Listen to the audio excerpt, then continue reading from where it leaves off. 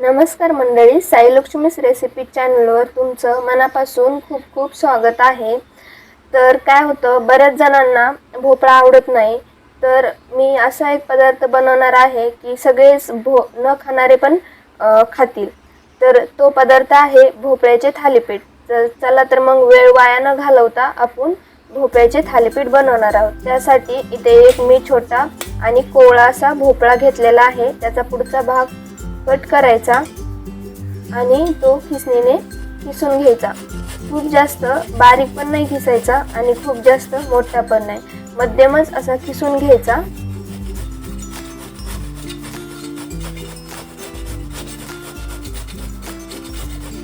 ह्या भोपळ्याचे थालीपीठ एकदम असे मऊ लुसलुशीत आणि खमंग होतात।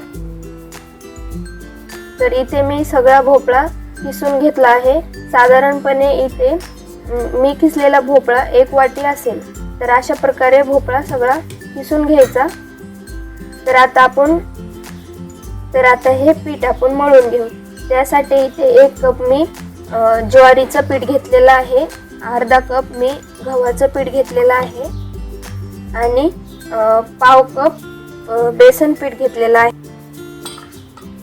आता 1 टेबलस्पून इथे मी तांदळाचं पीठ घेतले। तांदळाच्या पिठाने थालीपीठ एकदम खुसखुशीत होतात। आता इथे मी 4-5 लसणाच्या पाकळ्या, 4-5 मिरच्या घेतल्या होत्या, त्याची पेस्ट करून ती टाकली।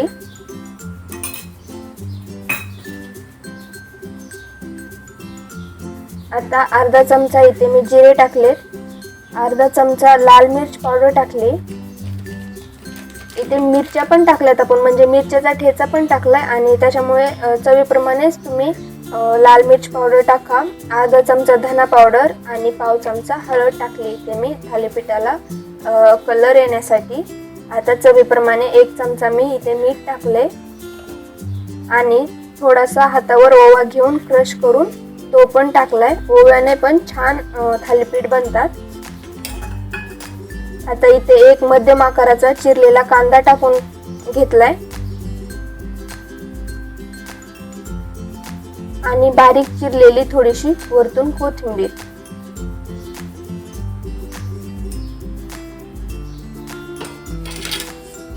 आणि भोपळा खिसताना लवकर खिसायचा, म्हणजे आधी खिसून ठेवू नका, नाहीतर पाणी सुटतं। आता थोडेसे तीळ टाकायचे आणि 2 चमचे दही टाकायचे, जास्त पण दही नाही टाकायचं आणि दही टाकल्याने आपले थालीपीठ एकदम मऊ होतात। तर आता इथे मी पाण्याचा न वापर करता पीठ मळून घेणार आहे। तर पाणी थोडं पण वापरायचं नाही, आधीच भोपळ्याला पाणी सुटलेलं असतं, त्याच्यामुळे खूप हेच पीठ पातळ होतं, त्याच्यामुळे पाणी काही लागत नाही।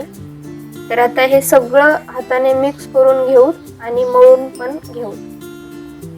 तर इथे मी पीठ छानपैकी मळलेलं आहे, चांगलं असं मळून घ्यायचं। आता वरून थोडंसं तेल टाकायचं आणि परत एकदा हलक्या हाताने हे मळून घ्यायचं पीठ चांगलं। जास्त पण पातळ नाही पीठ मळून घ्यायचं आणि जास्त पण घट्ट नाही मळून घ्यायचं। अशा प्रकारेच मळून घ्यायचं। आता ह्याला 15 मिनिटासाठी साईडला ठेवायचं। तर आता गॅसवर तवा ठेवायचा, तो गरम होईपर्यंत आपण इथे थालीपीठ थापून घेणार आहोत।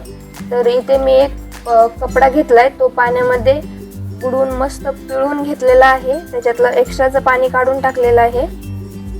तर आता हे जे कापड घेतलं होतं ते असं पसरून घ्यायचं पोळी पाटावर, थोडंसं पाणी वरतून टाकायचं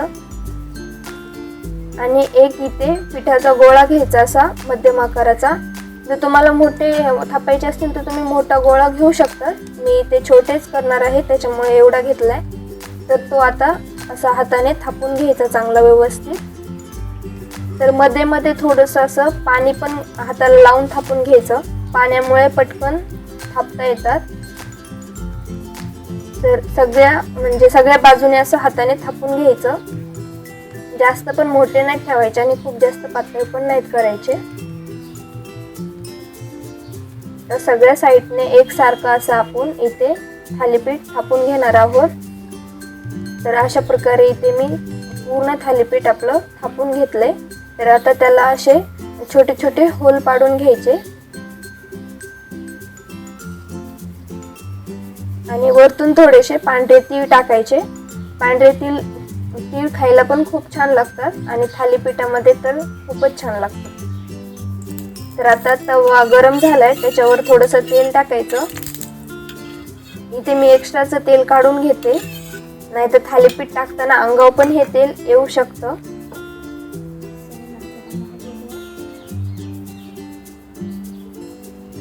तर आता इथे आपण आपल्याला थालीपीठ टाकून घेऊया.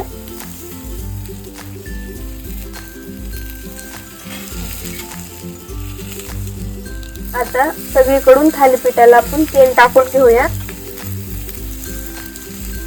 आता थोडेसे अजून वरतून तीळ टाकूयात. तुम्हाला आवडत नसतील तर तुम्ही नाही टाकले तरी चालतील, पण थालीपीठामध्ये तीळ छान लागतात. आता परत एकदा तेल टाकून घेऊया आणि जे होल पाडले होते ना त्याच्यामध्ये पण तेल टाकायचं, म्हणजे आपलं थालीपीठ एकदम छान भाजतं. आता ह्याला आपण पलटी करून घेऊया. तर बघू शकता तुम्ही इथे अशा प्रकारे एक साइड भाजलेली आहे. आता दोन्ही साइडने आपण भाजून घेऊया.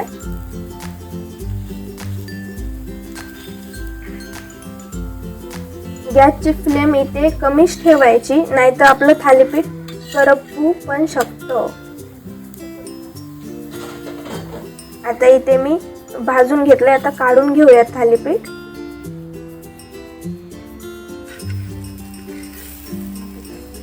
तर अशा प्रकारे आपण दुसरं पण थालीपीठ भाजून घेऊया.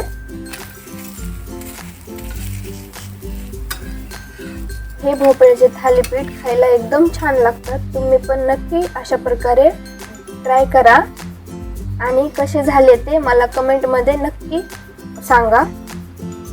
हे थालीपीठ तुम्ही दही किंवा चटणी सॉस सोबत पण खाऊ शकतात. खूप छान लागते.